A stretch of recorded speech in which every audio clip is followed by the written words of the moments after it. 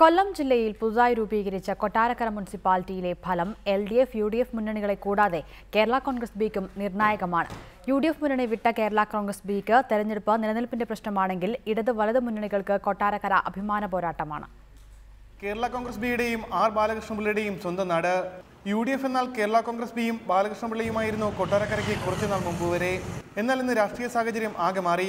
പഞ്ചായത്ത് മുനിസിപ്പാലിറ്റിയായ ശേഷമുള്ള ആദ്യ തെരഞ്ഞെടുപ്പിനൊരുങ്ങുമ്പോൾ ബാലകൃഷ്ണപിള്ള UDFനൊപ്പമില്ല.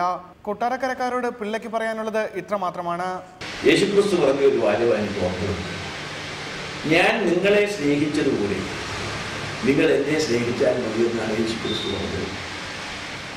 കുരിശിലേറുന്നതിന് മുൻപ് അതാണ് കൊട്ടാരക്കരയെ സമയം. ഞാൻ കൊട്ടാരക്കരയെ സ്നേഹിച്ച സ്നേഹം കൊട്ടാരക്കര എനിക്ക് തിരിച്ചു തരും എന്നാണ്. LDFനൊപ്പമാകും കേരള കോൺഗ്രസ് ബി ഇത്തവണ തെരഞ്ഞെടുപ്പിനെ നേരിടുന്നതെന്ന് പാർട്ടി ചെയർമാൻ കൂടിയായ ബാലകൃഷ്ണപിള്ള വ്യക്തമാക്കി കഴിഞ്ഞു. സഹായിക്കുന്നവരുമായി പ്രാദേശിക കൂട്ടുകെട്ടുണ്ടാകുമെന്ന് CPM ജില്ലാ സെക്രട്ടറി KN ബാലഗോപാലും പറഞ്ഞു. പ്രാദേശികമായ പല കാര്യങ്ങളിലും ചില സീറ്റുകളുടെ കാര്യത്തിലൊക്കെ പല തരത്തിലുള്ള അറേഞ്ച്മെന്റുകളും പ്രാദേശിക തെരഞ്ഞെടുപ്പിൽ ഉണ്ടായിട്ടുണ്ട്. ഈ തെരഞ്ഞെടുപ്പിലും അത്തരം കാര്യങ്ങൾ ഉണ്ടാവും. അതൊക്കെ ഇതും ഒരു പുതിയ കാര്യവുമല്ല. അതേസമയം LDF കേരള കോൺഗ്രസ് ബി കൂട്ടുകെട്ടെന്നും UDF ഒരു വെല്ലുവിളിയായി കാണുന്നില്ല. കൊട്ടാരക്കരയിലെ ജനങ്ങൾ UDF സ്ഥാനാർത്ഥിയെ ജയിപ്പിക്കുമെന്ന് DCC പ്രസിഡന്റ് സത്യശീലൻ പറഞ്ഞു. പുതിയ മുനിസിപ്പാലിറ്റി വരുന്നു, പുതിയ തെരഞ്ഞെടുപ്പ് വരുന്നു. ആ തെരഞ്ഞെടുപ്പിൽ UDF ജയിക്കും കൊട്ടാരക്കര, യാതൊരു സംശയമില്ല. അരുവിക്കരയ്ക്ക് പിന്നാലെ കൊട്ടാരക്കരയിലും ബാലകൃഷ്ണപിള്ളയുടെ കണക്കുകൂട്ടലുകൾ പിഴച്ചാൽ കേരള കോൺഗ്രസ് ബിയുടെ ഭാവിയെ കൂടിയാകും അത് ബാധിക്കുക. ഉമേഷ് ബാലകൃഷ്ണൻ, റിപ്പോർട്ടർ, കൊല്ലം.